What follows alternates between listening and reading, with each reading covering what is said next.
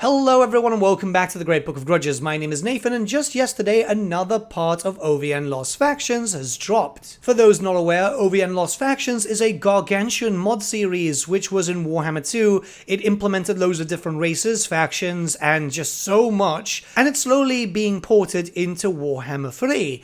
Today we're going to be checking out the Grudgebringers mod, which is going to give you a little bit of a feeling of, well, you're not really playing Total War, you're actually playing Shadows of the Horned Rat and Dark Omen, all while being set in the Total War franchise, so this is going to be really fun. Here you can see the faction can be found within the area of the Empire when choosing your race, but don't expect this to play anywhere near like an Empire faction. So, we've got a legendary character, Morgan Bernhardt, but we're going to talk about the faction effects and lord effects first. Faction effects. Replenish units in full for gold when near to settlements, not including ruins owned by the factions of Order. Immune to diplomatic penalties from trespassing. Cannot declare war on the Empire, Bretonnia, Kislev, High Elves, Wood Elves, Cathayan, or Dwarf factions. Alongside Bernhardt's personal camp, deploy additional camps as forward bases, though you are limited to only one army. This is what I'm saying about the uniqueness. Complete contracts, missions, and return settlements for Regiments of Renown, reinforcements, gold, and more. Regiments of Renown can gain experience, but if the unit perishes, you lose them permanently, barring the Grudgebringer units. Income from post-battle loot plus 40%. And when it comes to the lord effects, we have the following. Campaign movement range plus 15%, wound recovering time minus 2, melee attack plus 5 for Lord's army, and melee defense plus 5 for Lord's army. You're already seeing quite a few interesting things here, so what we're going to do now is we're going to jump into the campaign and talk about how this is going to be possibly one of the most unique experiences that you can have in Total War Warhammer 3. So your campaign is going to begin in the borders between the Border Princes and the Badlands. You're going to have to fight off an enemy army at the very beginning, but it's nothing that's really going to be too much of a problem as it's mostly just clan rats and you've got a pretty stacked army, and from there you'll be starting off your unique campaign experience. Again, you're not forming a empire, but rather you're playing very similar to Shadow of the Horned Rat and Dark Omen, where you're just going to be moving on. But first we're going to look at the character, as there's a lot to talk about. This character himself is melee focused, but he's a very powerful commander. He's got his own unique skills everywhere, basically. You'll have a few ways to just reduce the upkeep of your armies, make them incredibly survivable as time progresses, because, well, you only have one army, so you've got to make sure that they're as strong as possible and able to hold out any challenges that you've got thrown your way. There's going to be quite a few. So, yeah, overall, the character is actually not too bad. He's very good with melee stats. He does have his horse too, which is going to make him quite mobile. He's definitely a character which is able to do a decent amount of damage, and he looks pretty damn cool. You'll be seeing him in just a little bit anyway. What you will notice is that you do have access to a lot of skills which are going to help you do extra damage versus vampires, for example, as there's going to be quite a few different enemies there. You will have an item set also with its own bonus. The most important thing, at least from my experience, is trying to find good synergy between buffs towards your character and buffs towards your army. You've got to make sure that they are able to do as much as possible, but also make sure that he's not going to be squishy. Obviously, this will depend on your difficulty choice, but I'm showcasing stuff here on easy mode as, well, you know, it's a mod showcase. It's not my own personal campaign that I'm playing on hard. So the character himself plays as a Horde character, meaning that you'll have access to building up buildings. This is where you'll be able to recruit some troops and so on. A large portion of your roster, but there is more that you'll be able to get later. If you're used to playing with hordes or pseudo-hordes, like say for example the Beastmen or certain Vampire Coast characters, you won't have any problem understanding this. It's just go for some of the support buildings and obviously go for the recruitment buildings. I have to use this disclaimer now because Total War Warhammer has pretty much lost most of its hordes, especially now since the Warriors of Chaos are now working on a warband system, which is more like a expanded Horde system. Now, you will have access to a tech tree, which is going to work very similar to that of the Empire. Obviously, there are some other things there. You're going to get tech which is going to focus on horde growth or being able to build up extra camps. We'll get into the camps a little bit later on, but it's not an incredibly large tech tree which is just going to cause complications. Everything you can see is quite compact, which is great. I do like the Empire system where it doesn't have to be too big, but it does cover as much as possible. I will say keep an eye out on the technology tree and just go around from section to section. Dedicating into one full area might present some problems as you start getting into later campaign, mostly because you're going to need some specific bonuses, and it will help to have extra camps in different locations just to get you a little bit more cash and a little bit of a safe zone. Naturally, things will sound a little bit familiar, but also sound a little bit different and play differently, as that's the strength of OVN Lost Factions. But we're going to talk about camps now, as camps are going to be forward bases for you, very similar to that of the ogres, but you can't really build up extra armies. Your camp is mainly here just to support your legendary lord, and it's a pretty cool system. I like the idea of having some camps around the Empire, for example, just to be able to recruit some extra units. If I am staying around there's going to be a lot of time where I'm just traveling around. For example, right now in my own campaign, Morgan is somewhere through Norska, I believe. And now we're going to talk about something incredibly unique, as this is what you're going to be able to get some special regiments of renown and even legendary heroes and so on. Essentially, this is your recruitment ledger, which if you've played, say for example, again, Shadow of the Horned Rat, this should be very familiar for you. And yeah, there's a lot of units. As you start progressing through the ledger, you can find out where specific things can be picked up by simply clicking on the actual icon on the map. And then even further, you can actually start like looking at fluff regarding certain units, certain characters, everything. It is absolutely massive and it's super cool. There's 40 pages to this ledger. It gets you so much lore, which is absolutely fantastic, especially if you're into that. If you start going to characters or units that you might not even have yet, it'll tell you how exactly to unlock them. This is a fantastic system. I absolutely adore this. This is so good. Not being funny, but this is kind of like how I always envisioned the Regiments of Renown system, or even something linked up to a potential Dogs of War thing in the future. But this is so cool as, yeah, you know, you get the unit lore, you get the unit requirements. It tells you exactly what you need to do. Some of them say, for example, you have to fight the Skaven 5 times, or you have to go to a specific location, win battles against certain factions. It's pretty cool because this adds a element of roleplay to Total War Warhammer, which we've got with some factions, but we don't have with everything. And I love more immersion stuff like this. It's something which makes the world feel more like the Warhammer fantasy world, right? The one that you've been playing with the tabletop or with other video games, or hell with the roleplay game. It's things like this which not only make the mod feel very unique, but you can tell the absolute passion and obviously a lot of work that must have gone into making this work. It's just so impressive. If you need one reason alone to play this mod, it's definitely this, because it's just so cool. Okay, let's talk about units. So naturally, you want to keep these armies lasting as long as possible. Tech and skills will help, but you'll also be able to upgrade them too. Unit upgrades are available for them. Depending on the unit, they'll have different ones. Some of them will have fairly basic ones, which will increase, like, for example, their armor. But since you're giving them crafted heavy armor, it will reduce their speed and it will increase their upkeep. So you're going to plan out ahead if you're going to want to spend some cash early on, because it can get a little expensive. Recruitment will also be familiar but also different. You'll be able to recruit, say for example, your own horde or from your camps. This is the most basic form, but then you'll be able to get reinforcements. This is elves, dwarfs, Cathayans. These are units that you'll be able to pick up from doing missions, helping out your fellow Order factions, which is super, super cool. We'll get to that a little bit later on too. And then obviously there is the Regiments of Renown that you'll be picking up as you start doing certain missions throughout your campaign. So depending where you go, who you help, you could have a radically different army to another player. And I think that's absolutely awesome because, yeah, variety. It also allows for replayability. Maybe you want Morgan with a lot of high elves, maybe you want him with a lot of dwarfs. It's your choice. Now, as you know, you don't actually empire build with this faction. Instead, you have a different route when it comes to taking over settlements. Here, what we're going to do is we're going to fight against these greenskins as they're in the vicinity and they're bothering me, right? I don't want to have greenskins around my area, especially around my camp. What we can do is attack the settlement, then we can either choose to sack it or restore it. Restoring it is a pretty good system because then I can give it to factions which are near this area. This would be Sufbar, Barakvar, and Karazakarak.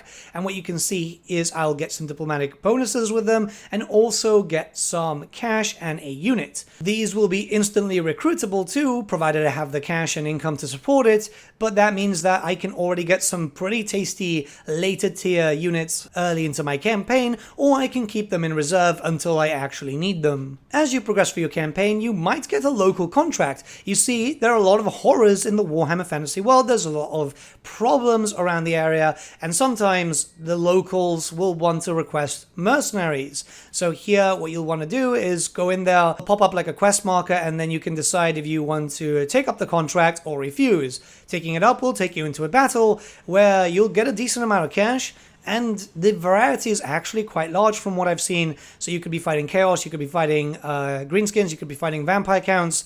It's actually pretty cool. It's a pretty fun system. It's also another way for you to be able to level up your legendary characters and get yourself some money quickly, which, as you know, especially with a faction that you've only got one army, you want to get some cash to be able to get that sweet 20 stack as fast as possible. Just like the ogres, you'll have access to contracts too, which will give you the chance to be able to get some diplomatic relations with certain factions, a decent amount of cash, and some powerful items or even some buffs. It depends on what pops up. As far as I've seen, it's location based, so it will generally offer you contracts around the area where your character is. As far as I've seen, I believe it eliminates the character or even just like destroy a settlement.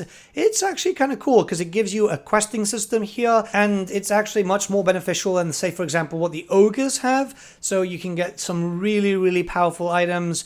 The ogres could learn a little thing or two from this faction, that's for sure. Obviously, Morgan is not the only legendary character that you have access to. He's the only legendary lord, well, your only lord, but you will have access to a bunch of different legendary heroes. However, you'll not be able to get them from the very beginning of your campaign. What you have to do is travel to different locations. Your recruitment ledger will tell you exactly where to go, and all of these are fairly unique in their own right. The closest one to you will be at Sufbar, which was a dwarf envoy, very powerful character, very good at melee combat, and having its own unique skill line. They've also got their own traits. The fact is that all these characters are going to be quite beneficial to you, especially as you start getting to a later game. If you remember back in the tabletop, there was something called Hero Hammer.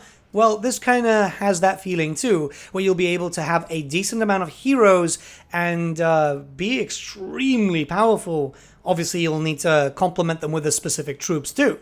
As you start traveling through the empires, when you start getting more legendary characters. Like, for example, there is a very powerful flame wizard known as Luthor Flamestrike, and you're going to want him if you're going to be dealing with a lot of hordes, that's for sure, because, yeah, he's pretty cool. And even though he's a wizard, he'll also provide some bonuses towards your army too when you're fighting, say, for example, Vampire Counts, Vampire Coast, and Tomb Kings.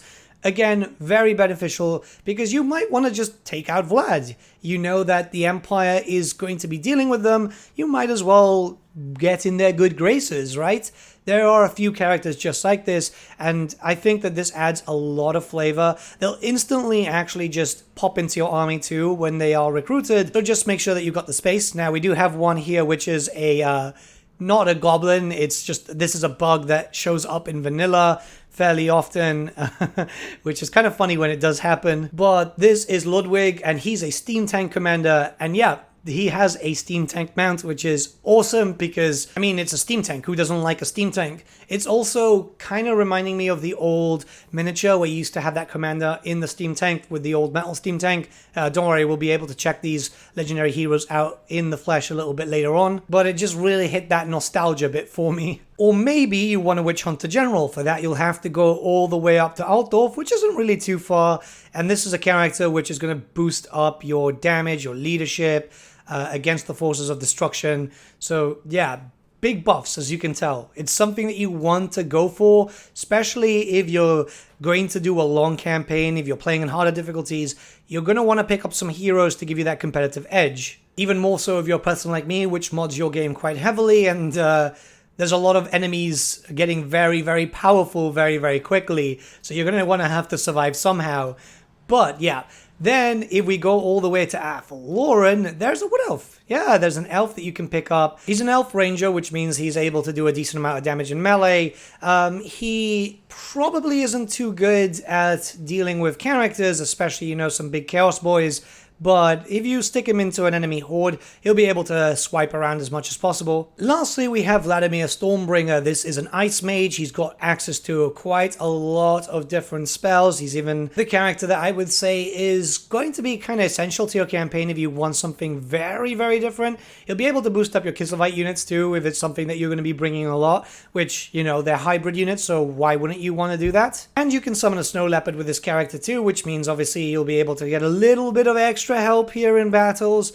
I like him. It's also, you know, getting the ice spells is kind of cool anyway, because it's a cool lore of magic. And variety is obviously the spice of life, considering that, yeah, you know, the Empire is kind of limited to the 8 color laws. And even then, we don't really have all 8 of them just yet, so yeah. Now, you do have victory objectives, and these are the, you know, the standard ones that you can get from vanilla, which will increase your hero recruitment rank and so on. But you also have 2 stylized ones, which are Shadow the Horned Rat and Dark Omen. Another lovely throwback, which is, you know, it's always great to have that nostalgia feel, especially when you're playing a more modern game, but still having that style there. One faction is the Dread King, which is automatically killed. That's because we haven't seen them. That's another part of the OVN Lost Factions mod, which hopefully won't be too long to see. That was a really, really fun one too. So I'm going to give you some general thoughts of the campaign. This is basically playing Shadow the Horned Rat or Dark Omen inside of Total War Warhammer, which is a feat of its own thing. It's got a sandbox feel to it, obviously, because at the end of the day, this is a sandbox game.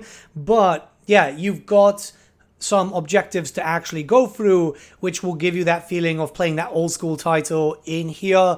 I absolutely love this. I loved it in Warhammer 2. I love it in Warhammer 3 even more so, because obviously it's been expanded upon. It's better. It's got some new quality of life stuff. It's great. You want to play this if you want something different. If you want to play Total War but just want to do something very unique, let's just put it that way. It's still Total War, but it gives you a feeling of playing a game within a game, which, yeah, I'm all for. It's very open, too. You can basically just go anywhere. You don't have to stay in one location. You don't have to just go down to the Darklands or the Badlands or whatever. Just do your own thing. In terms of basic roster, a lot of the stuff is just basically, you know, it's the Empire reskins, because a lot of these troops are former Imperials. They're going to have very similar stats and so on, if not identical. You do have access to a lot of regiments of renown, though, and you can see that over here. Obviously, there's a lot more other troops, the dwarfs, the Kislevites, the Cathayans. Those you'll be picking up in your campaign during the certain missions that you're going to be doing. But the general gist is that you're going to be able to have a lot to play with. With all the units that you're able to pick up, you're going to have one of the largest possible rosters, which is kind of funny because it's just a single army faction.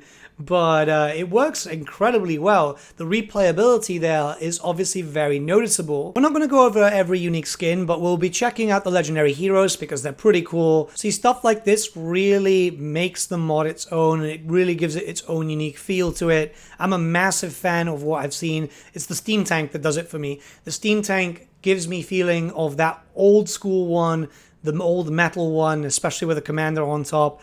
And I just love this. Again, tabletop people will remember that old school steam tank, which was more often used as a weapon than an actual miniature. A new unit that we do have in this mod is the Pay Wagon, which is, for all intents and purposes, a war wagon, but it also provides some nice bonuses towards your army. So you're going to want to have at least one with your forces. But yeah, I'm going to talk to you now about the mod itself. It is something which is really, really cool. I had so much fun playing this last night. Couldn't sleep a lot because, as you guys know, I'm not 100% just yet. So I'm just really just playing as much as possible, which is awesome. This is super, super cool. It's definitely something that you're going to want to check out. Battle-wise, they're really fun because it's so varied. Here I've just got like a randomly generated army, and obviously since the Cathayans and all the other stuff aren't available in custom battles, you wouldn't really be able to get that in generation. But yeah, super, super cool. It's definitely something that you're going to want to check out. You can find it in the description below. Let me know what you guys think about the mod in the comments below. OVN Lost Factions, the team behind that, has always proven to be just titans in this. And I can't wait to see what else they've got planning. We've obviously been seeing their hints and teasers every now and then. It's great that we finally have the Grudgebringers Can't wait to see the others. I'm a big fan of the Araby stuff, so hopefully that's not too far away. I'll let the rest of the battle play out so you can see how this faction does against the vampires. And yeah, I'll see you all again very, very soon, guys. Have a good day.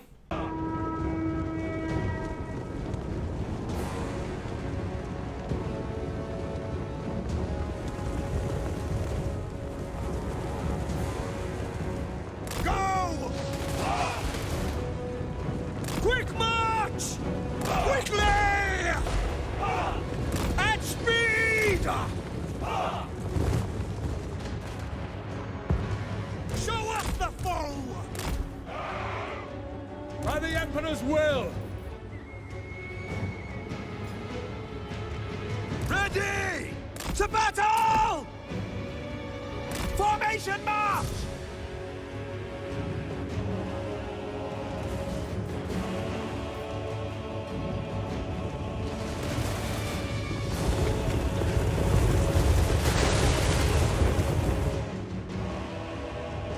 Awaiting orders! Fate sends me forth.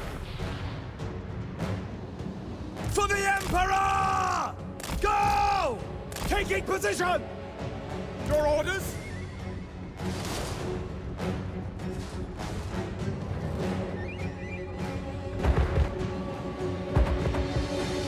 We are ready!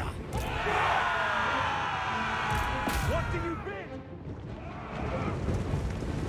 Yes, sir!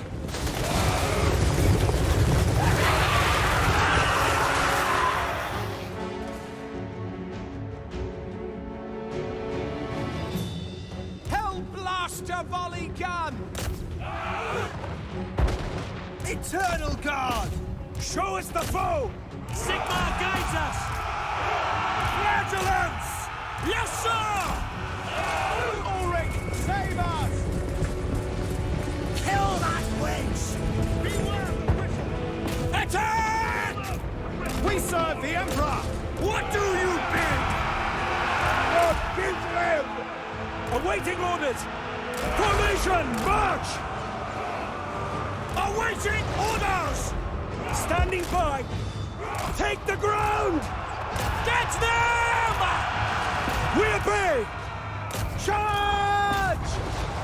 Show us the foe! Supreme Patriarch of TheSaltyCanadian!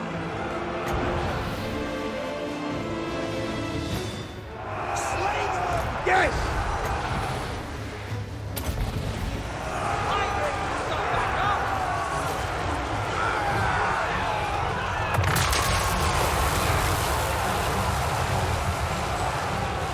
Curse among Ursenites!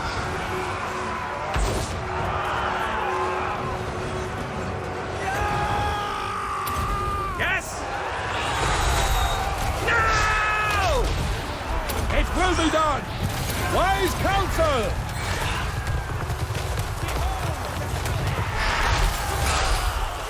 Yes, sir! Fire! Find your targets! Understood! Obey the bear! Execute them! I smell heresy! There! Now! I am Gibraltar's truth!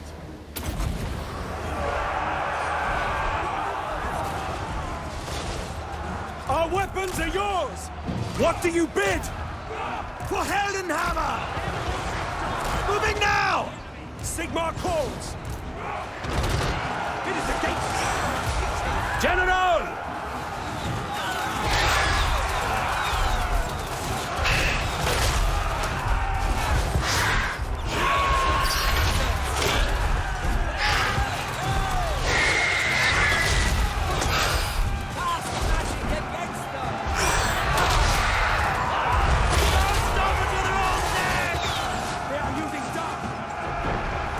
Faith Keeper!